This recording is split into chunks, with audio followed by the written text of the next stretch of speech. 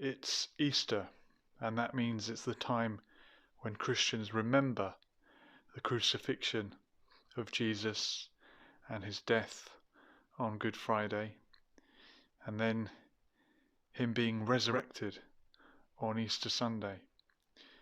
And Christians regard this as having been a willing sacrifice in order to atone for the sins of mankind.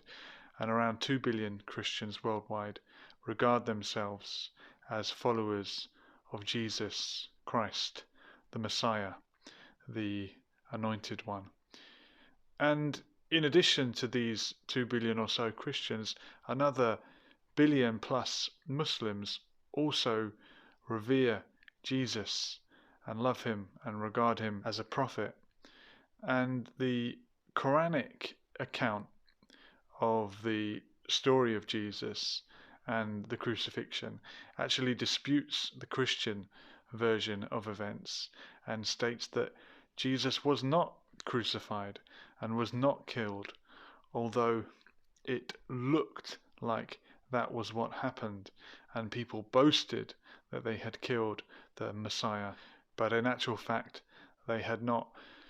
But presumably, whether you believe Jesus really was killed on the cross, or you believe that it just looked like he had died on the cross, you probably agree that he would have been willing to make that sacrifice and ready to die for what he believed in.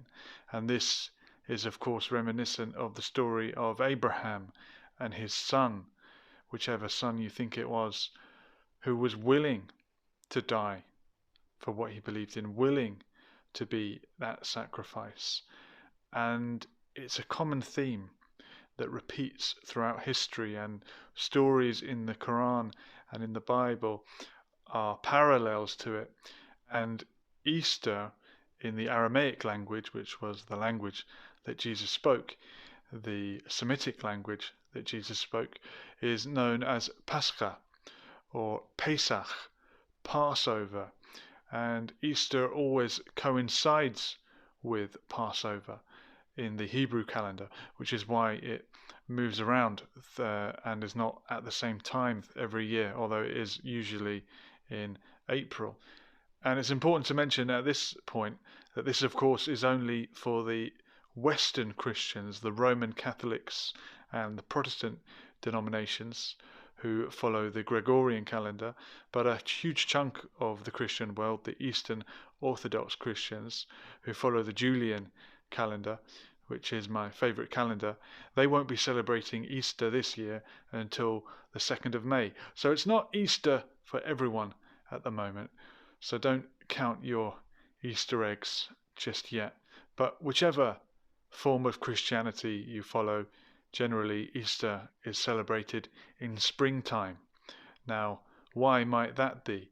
It's not necessarily the case that Jesus was crucified or they attempted to crucify him in springtime, but in Europe, prior to the arrival of Christianity, there were pagan beliefs and practices that celebrated festivals in springtime in honor of Istor or Ishtar, the Germanic fertility goddess. And springtime, of course, is the time for new life being born. That's where the egg comes from. The Easter egg is nothing to do with Jesus, but it is to do with celebrating fertility. And the same with the Easter bunny, rabbits, of course, being famous for being prolific when it comes to reproduction. And there are many cultures and civilizations that celebrated new life in springtime and New Year.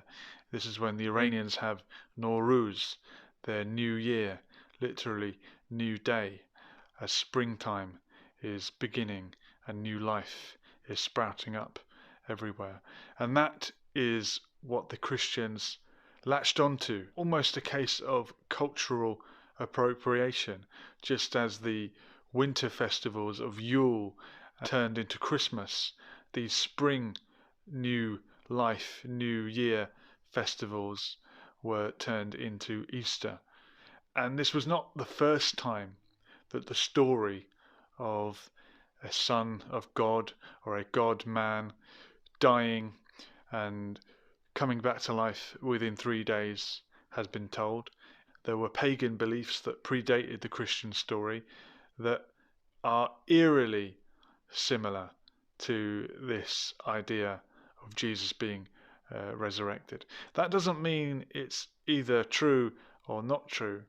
I think there's just something in the human psyche about this kind of story that we love, and it resonates with us. And the idea of the willing, innocent sacrifice, whether it's the son of Abraham or whether it's Jesus, the son of Mary, being willing to make that sacrifice, and the innocent suffering, the innocent one suffering on behalf of the rest of us guilty people. It's a story that really resonates with people. It's the reason why in 1916 the Irish revolutionaries that took control of the post office in the Easter Rising chose that time of year, because they knew the symbolism would add weight to their campaign to strike a blow for the independence of Ireland. It's a storyline that has always done well in many movies, the idea of the innocent one suffering because of society. If you think about the likes of Edward Scissorhands, where this entire community are turning on the innocent man and he's being blamed for something that someone else has done. It really is such an emotive story. And there's someone suffering at the moment in a similar way. An innocent man who's in prison, and he's suffering because he tried to help us. He tried to help us know the truth. He tried to publicize the truth, and for doing that he's incarcerated. So this Easter, whatever your beliefs are, whatever faith background you're from, I want you to say a prayer for Julian Assange, who is suffering at the moment. And I want you to say a prayer for all the innocents that are suffering to help others.